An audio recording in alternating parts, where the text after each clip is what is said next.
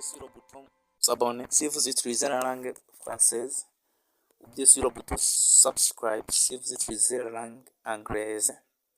Aujourd'hui, nous avons comme sujet qui est Maggie ou bien Marguerite Barankitse. Plus connu sous son surnom, Don Maggie a toujours vécu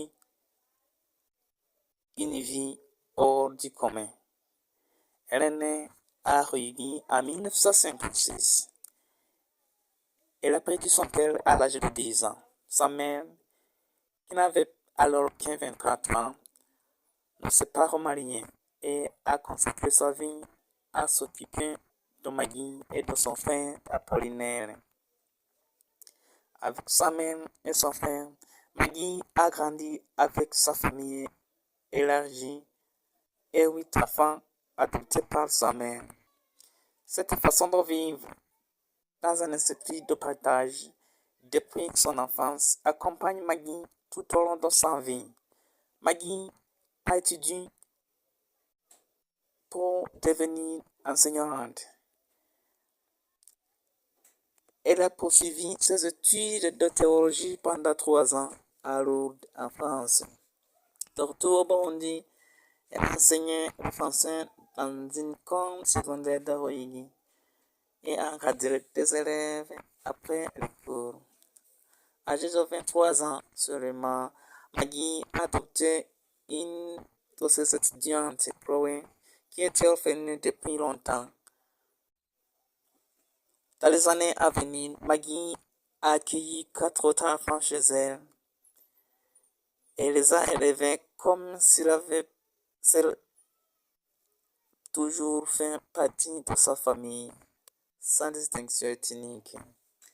Après des études d'administration en Suisse, à la fin des années 1980, Maggie est retournée à Ruyigi et a commencé à travailler comme secrétaire de l'évêque, poste qu'elle a continué d'occuper jusqu'au 24 octobre 1993.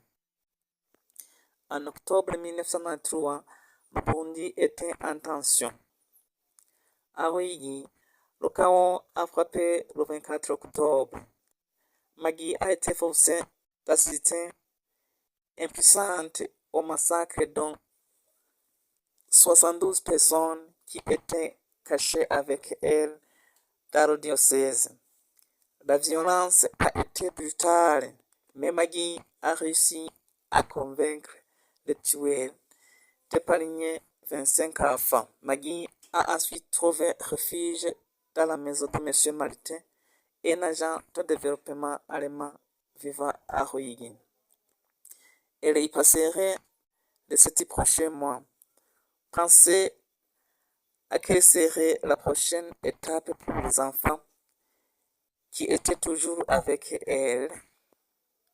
La guerre civile est devenue de plus en plus violente et de plus en plus d'enfants sont apparus chaque jour devant le perron de la maison de M. Martin.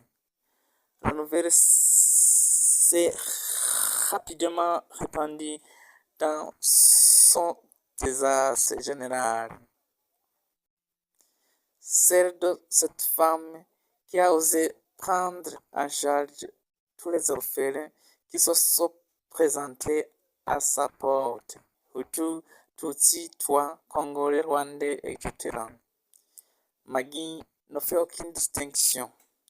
Maggie et ses enfants survivent grâce aux dons et au soutien du diocèse de Ruyigi et de la communauté du Burundi. Les ONG internationales comme Médecins sans frontières, Action Aid, Caritas International, Secours catholique, qui étaient présentes au Burundi, et un nombre croissant d'amis de Suisse, Belgique, Italie, France et Luxembourg ont également contribué. Face à cette situation, Maggie réalise que sa maison sera de lutter contre la haine et l'indifférence qui ravage la région de Glarak en donnant à ses enfants, puis au 47 000 qui suivant. Une alternative à la haine. Ce sera une maison de paix et d'amour où la vie de tout être humain et sa dignité seraient respectées. Ce sera la maison Shalom. Merci de m'avoir suivi.